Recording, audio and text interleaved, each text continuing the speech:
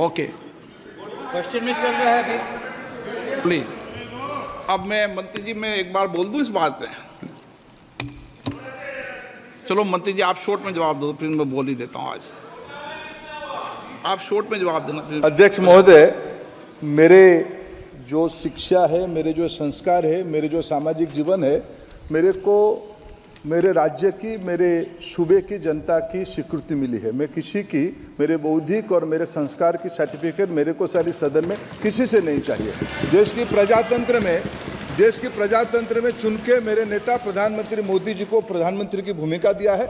मैं उनकी निर्णय से यहाँ उत्तर दे रहा हूँ सदन को। बाकी ये कहना चिल्लाने से सच झूठ नहीं हो जाएगा साहब। ये जो कहा गया देश की अभी की एग्जामिनेशन सिस्टम रबिश है सर, इससे दुर्भाग्यजनक बयान देश की नेता प्रतिपक्ष का कुछ नहीं हो सकता है सर। मैं कठोर शब्द से उसको निंदा करता हूँ। बाकी रहा, मैं सर आपके सामने, आपके माध्यम से देश के सामने सर एक तथ्य रखता हूँ सर। जिन्होंने रिमोट से सरकारें चलाई है, 2010 में 3 बिल आया था सर शिक्षा सुधार के लिए। उन्हीं की पार्टी के नेता आदरणीय कपिल सिब्बल साहब 3 बिल लाए थे। उसमें से एक बिल था एजुकेशन, उसमें एक बिल था prohibition of unfair practice bill 2010, जिसके उद्देश्य एजुकेशन इंस्टीट्यूशन में माल प्रैक्टिस को बंद करना। सर मेरे सरकार की हिम्मत है, अभी हमने पब्लिक एग्जामिनेशन की रेगुलरिटीज में बिल लाए, कानून बनाए। क्या मजबूरी था कांग्रेस पार्टी की, क्या मजबूरी था नेता प्रतिपक्ष की? उन्होंने उस बिल को उल्टा किया, किसके दबाव में उल्टा किया? क्या निजी मेडिकल कॉलेज की दबाव में, उनकी घूसखोरी की दबाव में उन्होंने उस बिल को उल्टा किया था? सच सुनने की सामने नहीं है ये। मैं किसी की विद्वता में प्रश्न नहीं उठाता हूं, लेकिन सच 2010 में शिक्षा सुधार की बिल उन्हीं की सरकार ने लाया था, दबाव में उन्होंने उल्टा किया। ये हमको प्रश्न पूछते हैं। एक मिनट प्लीज। मैं सबको मौका दिया, सबको मौका दूंगा। एक मिनट माननीय सदस्य, प्लीज 1 मिनट बैठिए। प्लीज बैठिए। आप पहली बार, हाँ 1 मिनट। रिकॉर्ड में नहीं जा रहा। कल्याण जी प्लीज। कल्याण जी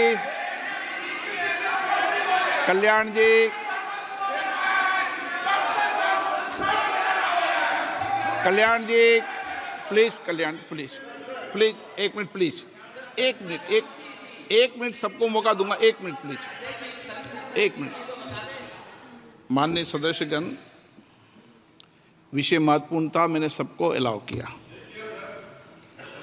लेकिन एक बार इस सदन के अंदर ये सार्थक चर्चा होनी चाहिए, क्योंकि प्रश्न ये था कि परीक्षाओं के विषय के अंदर, और आप सबको पता है देश में अलग अलग राज्यों के अंदर भी अलग अलग दलों की सरकार रही, और उन अलग दलों की सरकार में आपकी भी सरकार रही, अन्य दलों की सरकार रही।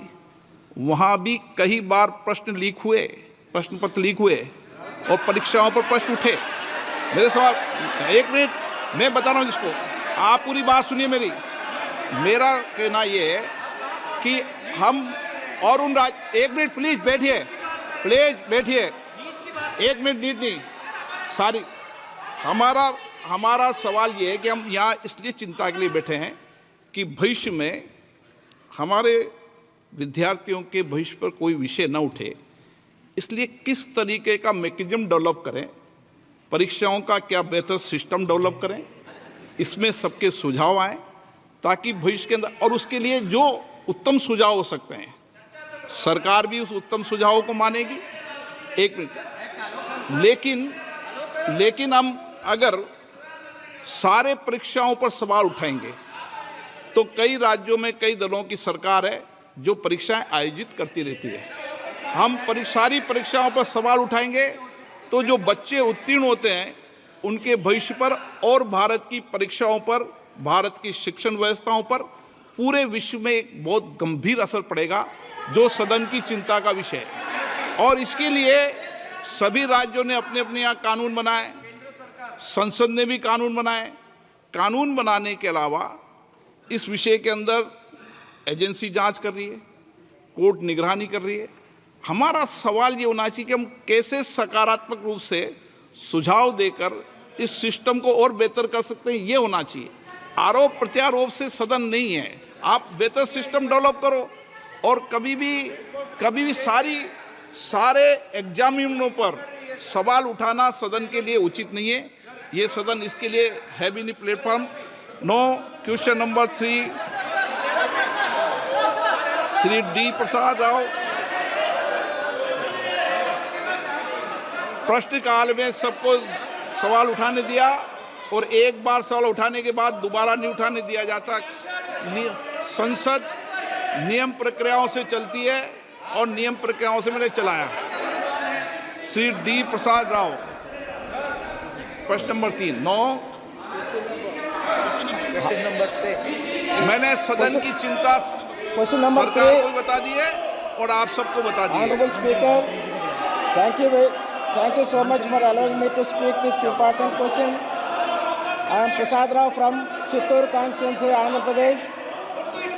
Our beloved Honorable CM Chandrababu Naidu Garu has requested substantial financial support from the center to help reconstruct and rebuild the Andhra Pradesh.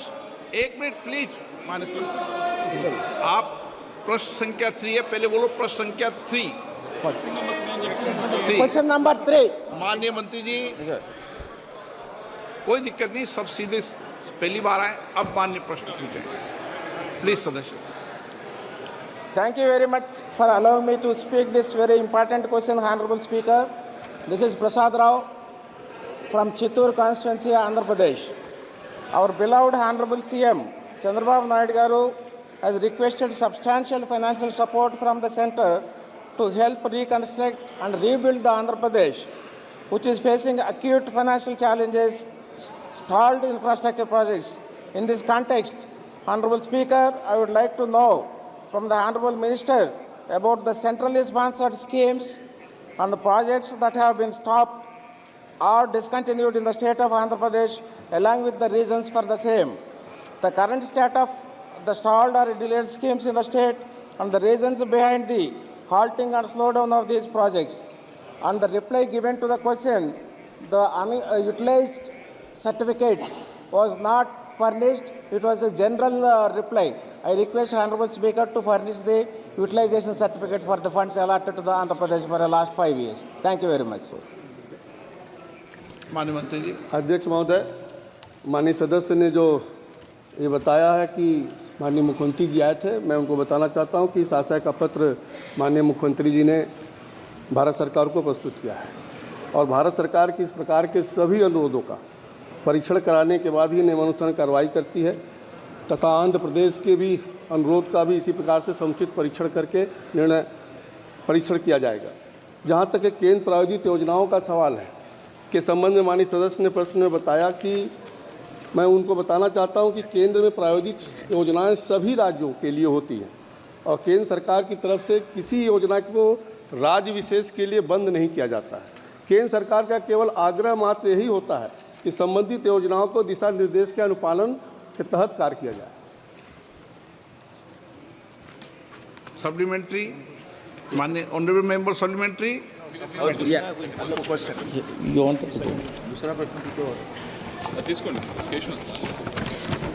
Question number 2। एक माननीय सदस्य 2 पूछ सकता है, मूल प्रश्न और सप्लीमेंट्री। कोई बात नहीं, पूछना है तो कोई अनिवार्य नहीं है, कोई बात नहीं।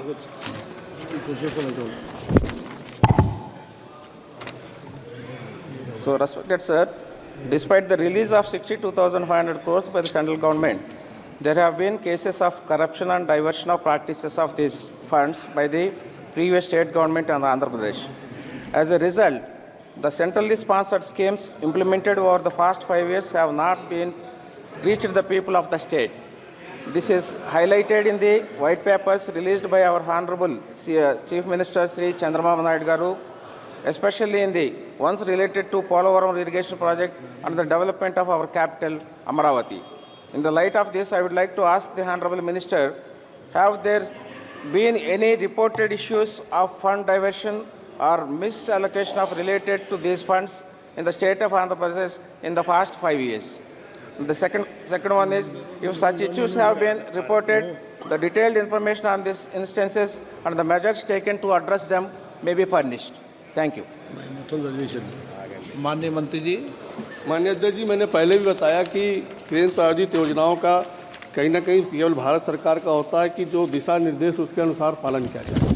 जहाँ तक पोलवरम और उसके विषय में, राजधानी के विषय में बात किया है माननीय सदस्य जी ने, कि आंध्र प्रदेश राज्य पुनर्गठन अधिनियम 2014 के माध्यम से जो आंध्र प्रदेश की आर्थिक सहायता के लिए मात्र बना था, उसके लिए भारत सरकार ने अब तक जो रिसोर्स गैप के मध्य में 1678। आगे बढ़ेंगे। अंबाला में रिटायर्ड फौजी ने खत्म किया भाई का परिवार। सगे भाई ने अपने भाई का परिवार खत्म कर दिया। अंबाला के नारायणगढ़ की एक घटना है।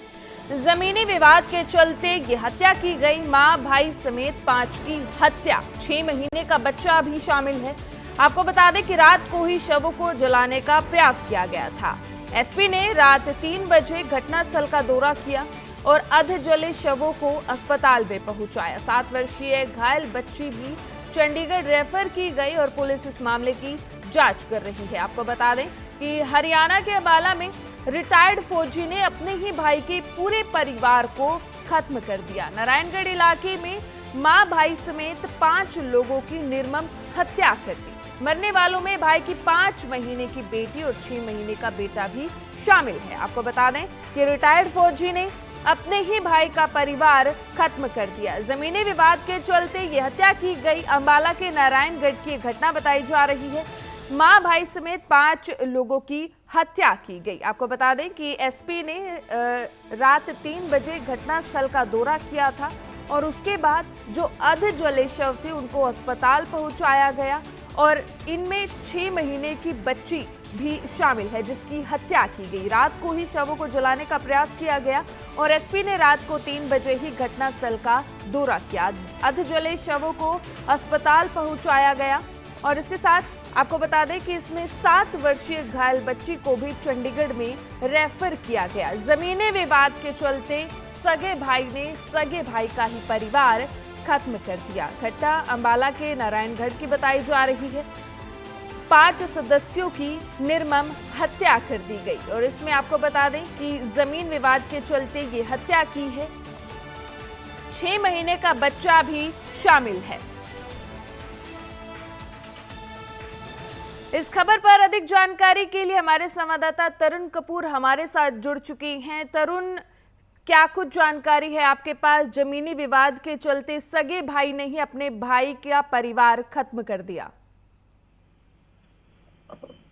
देखिए, ये एक रिटायर्ड फौजी था, इनका आपसे ही मतभेद चल रहा था। आज उसने एक साथ ही अपने 5 सदस्यों को तेज हथियारों से काट दिया और लाशों को जलाने की कोशिश करी।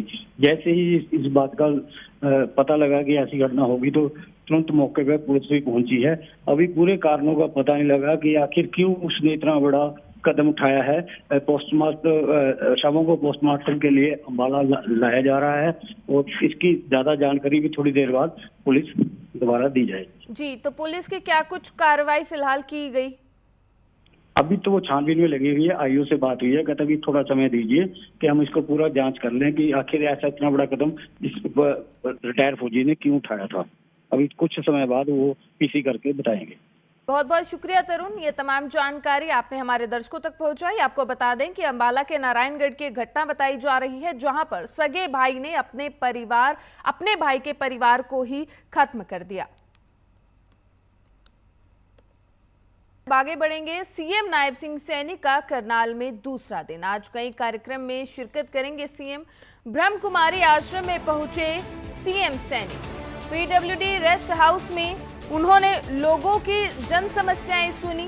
गांव रत्नागढ़ में कार्यकर्ता के घर जाकर लोगों से भी मुलाकात करेंगे। इस दौरान हरियाणा के मुख्यमंत्री बजट पर भी बोले और बजट से देश की हर वर्ग को होगा फायदा, ये कहना है मुख्यमंत्री नायब सिंह सैनी का। आपको बता दें कि आज करनाल में उनका दूसरा दिन है और ऐसे में लोगों की जन समस्याएं उन्होंने सुनी हैं और कार्यकर्ताओं के घर पर जाकर वे अपने कार्यकर्ताओं से मुलाकात करेंगे। कई कार्यक्रमों में आज सीएम शिरकत करेंगे और इसके साथ ही ब्रह्म कुमारी आश्रम में पहुंचे हैं नायब सिंह सैनी, मिलते हुए नजर आ रहे हैं। आपको बता दें कि पीडब्ल्यूडी रेस्ट हाउस में उन्होंने जन समस्याएं सुनी, इसके साथ ही बजट पर भी बोलते हुए नजर आए और उन्होंने ये भी कहा कि बजट से देश के हर वर्ग को फायदा मिलेगा। आपको बता दें कि आज संसद में बजट सत्र शुरू हो गया है और इस दौरान उन्होंने बजट पर भी बोलते हुए वे नजर आए और उन्होंने कहा कि बजट से देश के हर वर्ग को फायदा होगा। आपको बता दें ब्रह्म कुमारी आश्रम में पहुंचे नायब सिंह सैनी, बजट पर भी बोलते हुए नजर आए। इस दौरान पीडब्ल्यूडी रेस्ट हाउस में उन्होंने जन समस्याएं सुनी। करनाल में उनका आज दूसरा दिन है। उन्होंने ये भी कहा कि बजट से देश के हर वर्ग को फायदा मिलेगा। करनाल के सम्मानित लोगों से मिलने का मौका मिल रहा है। उन्होंने जो विधानसभा और लोकसभा के अंदर बहुत बड़े मैंडेट से यहाँ से दोनों कमल के फूल खिलाए हैं, मुझे उन सभी का धन्यवाद करने का ये मौका मिल रहा है और सरकार क्या क्या काम गति से कर रही है उसके बारे में भी लोगों से चर्चा, और किसी भाई का बहन का कोई काम के लिए बोलते हैं उसके लिए भी हम अधिकारियों को बोल करके वो काम करवाने का काम कर रहे हैं। और आज कल से मैं लगातार करनाल के अंदर हूँ, लोगों को धन्यवाद कर रहा हूँ, लोगों से मिल रहा हूँ, बातचीत कर रहा हूँ और आने वाले समय के अंदर हरियाणा में तीसरी बार बड़े मैंडेट के साथ भारतीय जनता पार्टी कमल का फूल खिलेगा। नरेंद्र मोदी जी के आशीर्वाद सहयोग से हम हरियाणा प्रदेश को और गति से आगे बढ़ाएंगे। 3 महीने बाद विधानसभा चुनाव है। करनाल के लोगों को और करनाल के नेताओं को बड़ी उत्सुकता है जानने की कि सीएम नायब सैनी अगली बार क्या करनाल से चुनाव लड़ेंगे। ये पार्लियामेंट्री बोर्ड तय करता है। पार्लियामेंट्री बोर्ड ने ही मुझे कुरुक्षेत्र से यहाँ लाए हैं। पार्लियामेंट्री बोर्ड अगर कोई विषय रखेगा तो वो। करनाल में कई राजनीतिक मुद्दों को लेकर सीएम नायब सिंह सैनी ने अपनी राय रखी। यूपी और उत्तराखंड में दुकानों पर लिखने वाले नाम को लेकर बोलते हुए नजर आए। इसके साथ ही ब्रजमंडल यात्रा को लेकर भी अधिकारियों को सख्त निर्देश दिए हैं और लोगों को यात्रा में सहयोग करने की भी अपील की है। वहीं दूसरी तरफ उन्होंने कांग्रेस पर भी जमकर निशाना साधा है।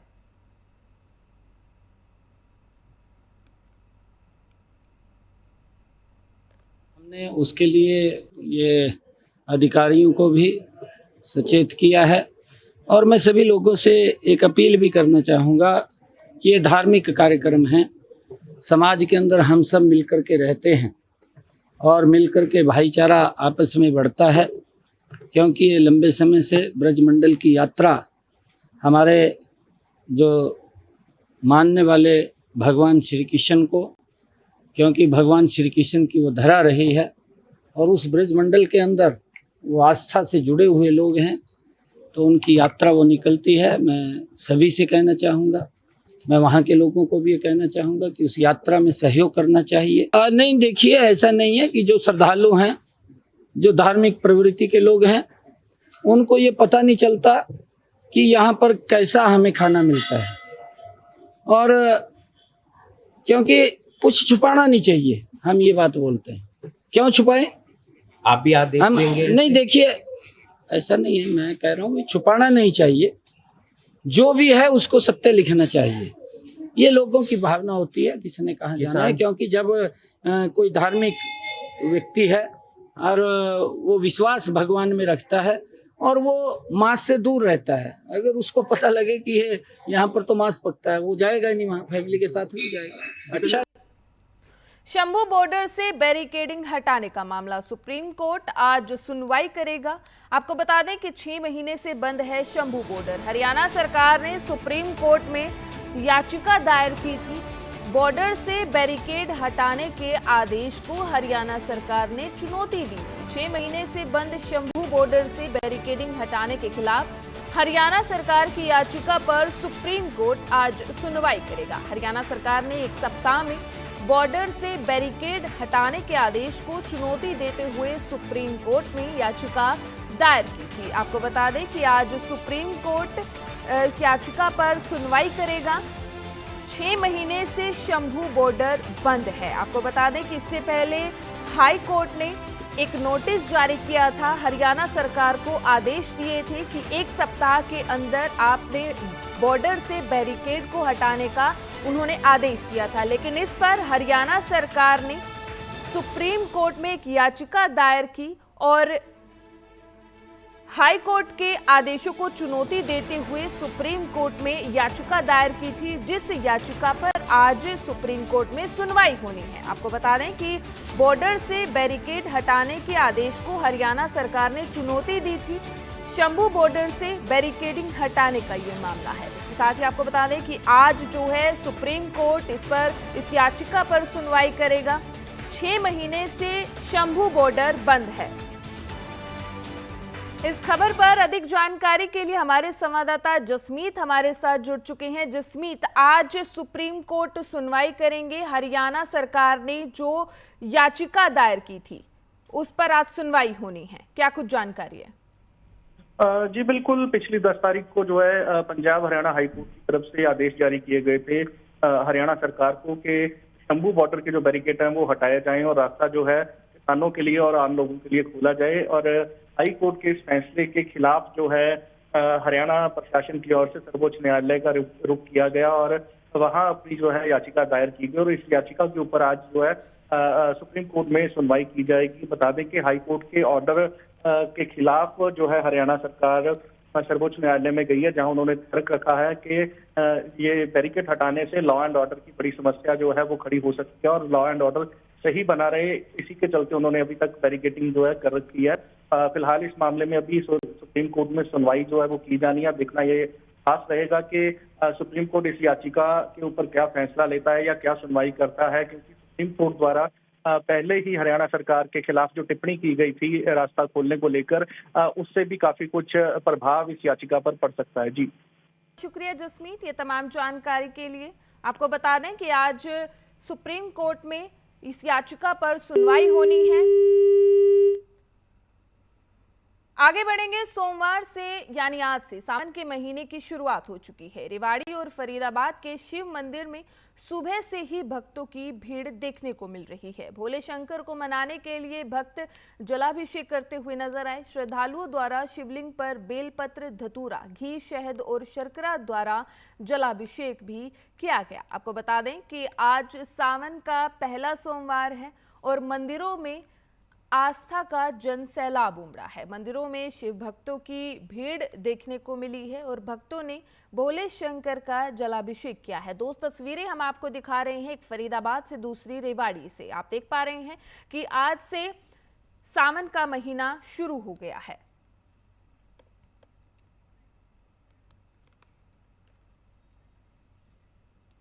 फिलहाल इस बुलेटिन में इतना ही। दीजिए मुझे इजाजत। धन्यवाद।